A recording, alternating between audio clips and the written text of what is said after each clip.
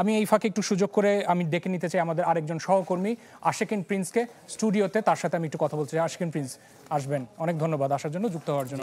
Ashikin Prince, যেইটা নিয়ে কথা হচ্ছে যে এই যে জুলাই ঘোষণাপত্র, সারাদিনে এত অপেক্ষা এবং আলোচনা, আমরা ২৮টা ধারা বা প্যারা আমরা লক্ষ্য করেছি। কোন কোন বিষয়গুলো আপনি সাংবাদিক হিসেবে এগুলো ফলো করছেন, কোন কোন বিষয়গুলো আপনার নজর কেড়েছে এবং মনে হয় যে কোন কোন বিষয়গুলো সবচেয়ে বেশি এই মুহূর্তে আলোচিত? আসলে অপেক্ষা কিন্তু শুধুমাত্র আজকে না, সকাল থেকে না, অপেক্ষাটা ছিল এক বছর। অর্থাৎ গত বছরে ৫ই আগস্ট অভ্যুত্থান হয়েছে, শেখ হাসিনা পালিয়ে গিয়েছেন। এরপরে কিন্তু বিভিন্ন মহল থেকে দাবি ছিল যে একটি ঘোষণাপত্র যাতে সরকারের পক্ষ থেকে ঘোষণা করা হয়, কিন্তু আমরা দেখেছি যে সরকার ঘোষণাপত্র সেভাবে তারা ডিক্লেয়ার করেনি। পরবর্তীতে এনসিপির পক্ষ থেকে দাবি করা হয় যে এই ৫ আগস্টের মধ্যে ঘোষণাপত্র ডিক্লেয়ার করতে হবে, না হলে তার নিজস্ব জায়গা থেকে নিজস্ব একটা ঘোষণাপত্র দিবেন। তো সব জল্পনা কল্পনা অবসান ঘটিয়ে আজকে প্রধান উপদেষ্টা এই ঘোষণাপত্রটি পাঠ করেছেন এবং সেখানে মোট ২৮টি প্যারা রয়েছে। এবং সেখানে প্রথমেই কিন্তু এই ঘোষণাপত্রে উল্লেখ রয়েছে যে আমাদের যে স্বাধীনতার সংগ্রাম, মুক্তিযুদ্ধের সংগ্রাম, সেটি কিন্তু প্রথমে উল্লেখ করা হয়েছে। পরবর্তীতে ১৯৭২ সালের যে সংবিধান প্রণয়ন করা হয়েছে সেটি জনগণের এবং মুক্তিযুদ্ধের আকাঙ্ক্ষা পূরণ করতে ব্যর্থ হয়েছে বলে কিন্তু এই ঘোষণাপত্রে উল্লেখ করা আছে। এছাড়া একই সাথে বিগত যে ৩টে নির্বাচন, যেটি নিয়ে ব্যাপক আলোচনা সমালোচনা রয়েছে, সেটিও উল্লেখ করা আছে এই ঘোষণাপত্র। এবং সেখানে বলা হয়েছে যে এই ৩টি নির্বাচন জনগণের যে আকাঙ্ক্ষা অথবা ভোটাধিকার, সেটি পূরণ করতে ব্যর্থ হয়েছে। পরবর্তীতে এসেছে আসলে এই যে ৫ই আগস্ট গত বছরে যেটি সংঘটিত হয়েছে, গণঅভ্যুত্থান হয়েছে, সেখানে উল্লেখ করা হয়েছে যে জনগণের অভিপ্রায় হিসেবে এবং জনগণের ইচ্ছার প্রেক্ষিতে কিন্তু একটি গণঅভ্যুত্থান হয়েছে, একটি সরকারের পতন হয়েছে এবং সেই সরকার প্রধান পালিয়ে গেছেন। এবং সেখানে ১৯ নম্বর যে প্যারাটি রয়েছে সেখানে কিন্তু উল্লেখ করা হয়েছে যে এই যে গণঅভ্যুত্থানটি হয়েছে সেটি রাজনৈতিকভাবে বৈধ, যুক্তিসঙ্গত এবং আন্তর্জাতিকভাবে স্বীকৃত।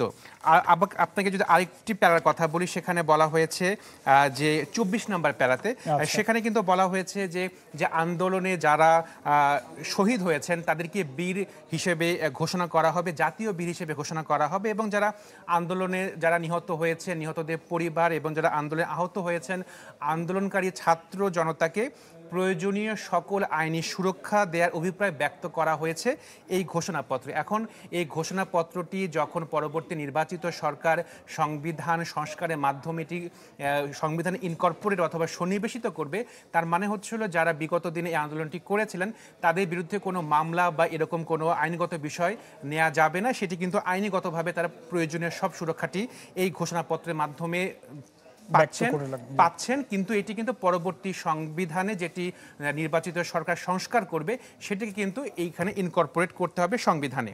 আরেকটি বিষয় রয়েছে যে ২৭ নম্বর প্যারাতে, সেখানে বলা হয়েছে যে ছাত্র গণঅভ্যুত্থান ২০২৪-এর উপযুক্ত রাষ্ট্রীয় এবং সাংবিধানিক স্বীকৃতি প্রদান করবে এবং পরবর্তী নির্বাচনে নির্বাচিত সরকারের সংস্কারকৃত সংবিধানে এই তফসিল ঘোষণাপত্রে সন্নিবেশিত করবে।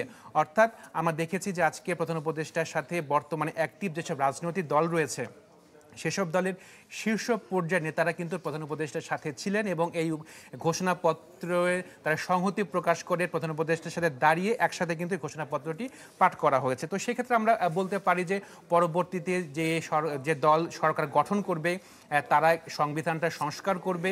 আপনি জানেন যে সংবিধান সংস্কারের জন্য অনেকগুলো এরই মধ্যে ঐকমত্য কমিশন থেকে প্রস্তাব করা হয়েছে, অনেক সব দল ম্যাক্সিমাম ক্ষেত্রে আমরা দেখি যে ঐকমত্য প্রকাশ করেছে। তো যখন সংবিধানটি সংস্কার হবে এই ঘোষণাপত্রটি সংবিধানের তফসিলে সন্নিবেশিত করা হবে এবং যেটি মোটামুটি বলা যায় যে সব রাজনৈতিক দল মানে একমত পোষণ করেছেন। এবং একই সাথে বলা হয়েছে যে জনগণের আকাঙ্ক্ষার প্রতিফলন হিসেবে এই ঘোষণাপত্র প্রণয়ন করা হলো। এবং আরেকটি গুরুত্বপূর্ণ বিষয় যে অন্তর্বর্তী সরকার গঠিত হয়েছে সেখানে কিন্তু এই ঘোষণাপত্রে বলা হয়েছে যে সুপ্রিম কোর্টের আপিল বিভাগের একটি মতামতের ভিত্তিতেই এই অন্তর্বর্তী সরকার গঠিত হয়েছে, যেটি আইনগতভাবে বৈধ। এবং আপনাকে বলে রাখি যে এই ঘোষণাপত্রটি কিন্তু এখন একটি দলিল হিসেবে থাকছে, ঘোষণা করা হয়েছে। পরবর্তীতে নির্বাচিত সরকার সংবিধানের তফসিলে এই ঘোষণাপত্রটি সন্নিবেশিত করবে।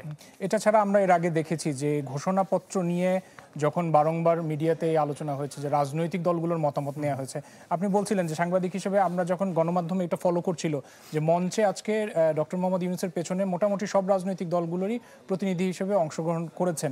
তাতে করে কি মনে হচ্ছে যে এখানে এই যে অঙ্গীকার এবং বাস্তবায়নের যে বিষয়গুলো থেকে যায় পরবর্তীতে, সেগুলো তুলনামূলক সহজতর হবে বা কোনো রকম চ্যালেঞ্জের সম্মুখীন হবে না? না, আমরা দেখেছি যে আসলে প্রধান উপদেষ্টা যখন এই ঘোষণাপত্রটি পাঠ করেছেন, অ্যাক্টিভ সব রাজনৈতিক দল বর্তমানে, অর্থাৎ বিএনপি, জামাত, এনসিপি, নাগরিক ঐক্য, গণ অধিকার পরিষদ, ইসলামী আন্দোলন, সব বর্তমানে অ্যাক্টিভ যেসব রাজনৈতিক দল তারা কিন্তু সবাই এক মঞ্চে উপস্থিত ছিলেন।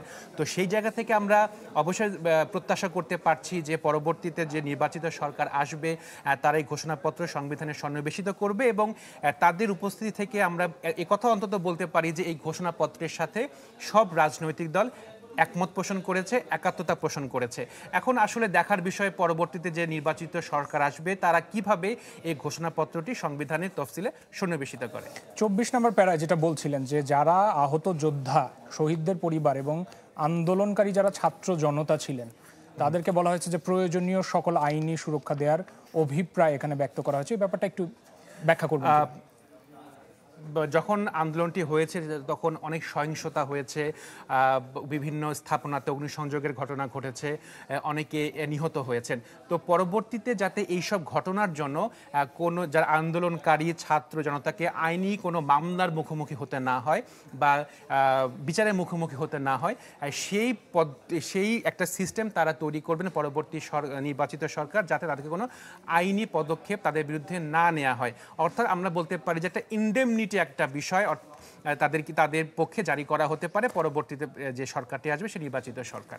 আজকের ঘোষণাপত্র পাঠের পরবর্তী কোনো প্রক্রিয়া রয়েছে কিনা বা আইনি কোনো প্রক্রিয়া ফলো করবে কিনা সেটা আপনার জানা আছে কিনা বা ব্যাখ্যা যদি না, এটা আসলে দীর্ঘদিনের দাবি ছিল রাজনৈতিক দলে যেটা ঘোষণাপত্র পাঠ করতে হবে। এটি মূলত সরকারের পক্ষ থেকে এখন প্রয়োজনীয় সব কাজ শেষ। এখানে কিন্তু বলাই আছে যে পরবর্তী সরকার, নির্বাচিত সরকারের দায়িত্ব এখন এটি কিভাবে সংবিধানের তফসিলে সন্নিবেশিত করবে এবং এই ঘোষণাপত্রটি তারা কিভাবে বাস্তবায়ন করবে। আশিকিন প্রিন্স, অনেক ধন্যবাদ আমাদের সাথে যুক্ত হওয়ার জন্য।